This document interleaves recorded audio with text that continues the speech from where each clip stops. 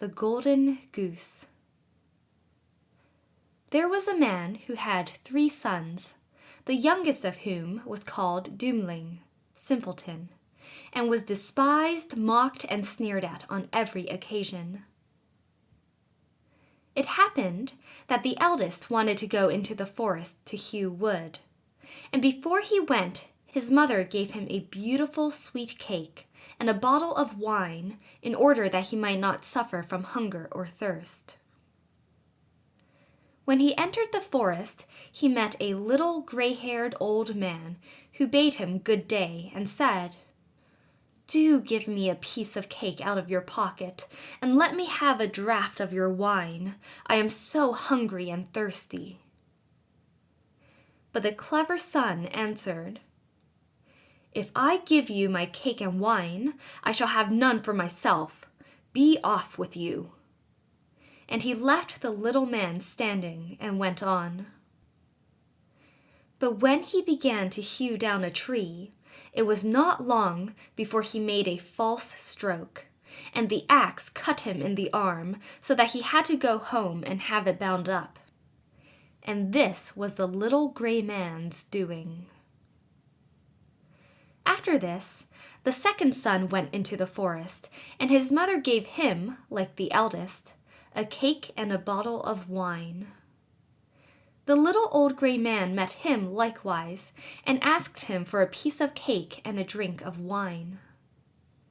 But the second son, too, said, sensibly enough, "What I give you will be taken away from myself. Be off." And he left the little man standing and went on.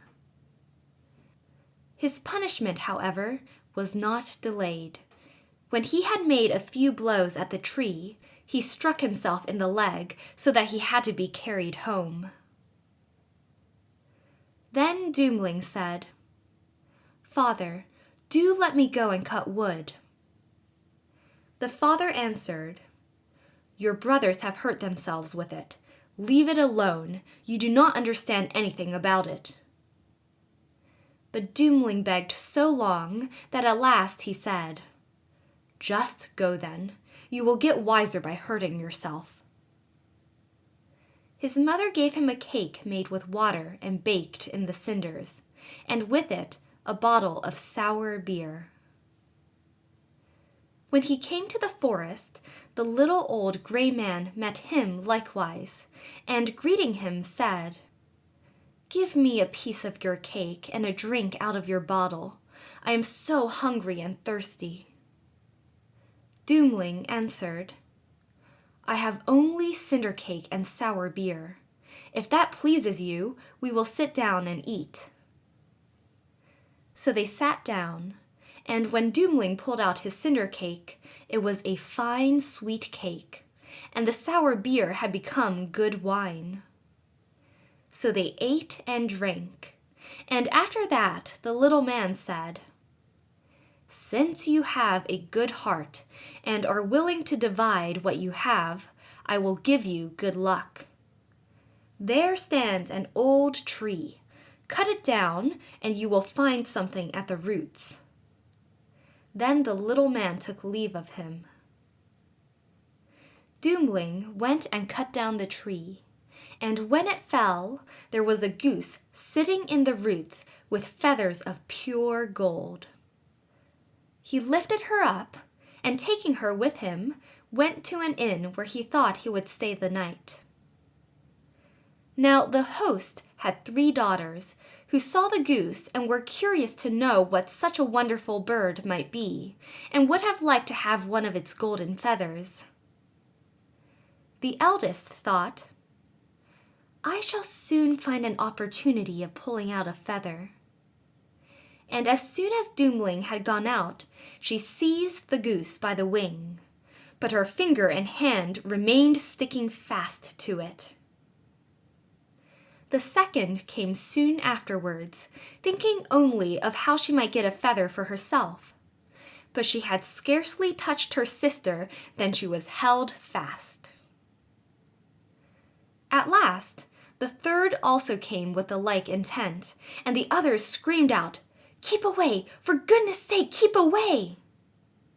but she did not understand why she was to keep away. The others are there, she thought.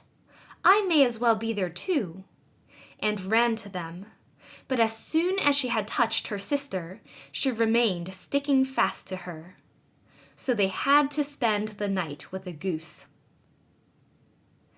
The next morning, Dummling took the goose under his arm and set out, without troubling himself about the 3 girls who were hanging on to it.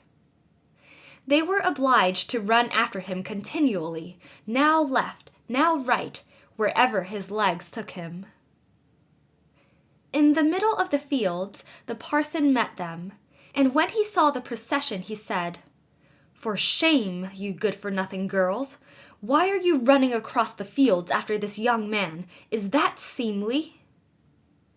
At the same time, he seized the youngest by the hand in order to pull her away. But as soon as he touched her, he likewise stuck fast, and was himself obliged to run behind. Before long, the sexton came by and saw his master, the parson, running behind 3 girls. He was astonished at this and called out, "Hi, your reverence, whither away so quickly? Do not forget that we have a christening today." And running after him, he took him by the sleeve, but was also held fast to it. Whilst the 5 were trotting thus one behind the other, 2 laborers came with their hoes from the field. The parson called out to them and begged that they would set him and the sexton free. But they had scarcely touched the sexton when they were held fast, and now there were 7 of them running behind Dummling and the goose. Soon afterwards he came to a city, where a king ruled who had a daughter who was so serious that no one could make her laugh. So he had put forth a decree that whosoever should be able to make her laugh should marry her. When Dummling heard this, he went with his goose and all her train before the king's daughter. And as soon as she saw the 7 people running on and on, one behind the other, she began to laugh quite loudly, and as if she would never stop. Thereupon, Dummling asked to have her for his wife. But the king did not like the son-in-law, and made all manner of excuses, and said he must first produce a man who could drink a cellarful of wine. Dummling thought of the little gray man who could certainly help him. So he went into the forest, and in the same place where he had felled the tree, he saw a man sitting who had a very sorrowful face. Dummling asked him what he was taking to heart so sorely, and he answered, "I have such a great thirst and cannot quench it. Cold water I cannot stand. A barrel of wine I have just emptied, but that to me is like a drop on a hot stone." "There, I can help you," said Dummling. "Just come with me, and you shall be satisfied." He led him into the king's cellar, and the man bent over the huge barrels, and drank till his loins hurt. And before the day was out, he had emptied all the barrels. Then Dummling asked once more for his bride, but the king was vexed that such an ugly fellow, whom everyone called Dummling, should take away his daughter, and he made a new condition. He must first find a man who could eat a whole mountain of bread. Dummling did not think long, but went straight into the forest, where in the same place there sat a man who was tying up his body with a strap and making an awful face and saying, "I have eaten a whole ovenful of rolls, but what good is that when one has such a hunger as I? My stomach remains empty, and I must tie myself up if I am not to die of hunger." At this, Dummling was glad and said, "Get up and come with me. You shall eat yourself full." He led him to the king's palace, where all the flour in the whole kingdom was collected. and from it he caused a huge mountain of bread to be baked. The man from the forest stood before it, began to eat, and by the end of one day the whole mountain had vanished. Then Dummling for the third time asked for his bride. But the king again sought a way out and ordered a ship which could sail on land and on water. "As soon as you come sailing back in it," said he, "you shall have my daughter for wife." Dummling went straight into the forest, and there sat the little gray man to whom he had given his cake. When he heard what Dummling wanted, he said, "Since you have given me to eat and to drink, I will give you the ship, and I do all this because you once were kind to me."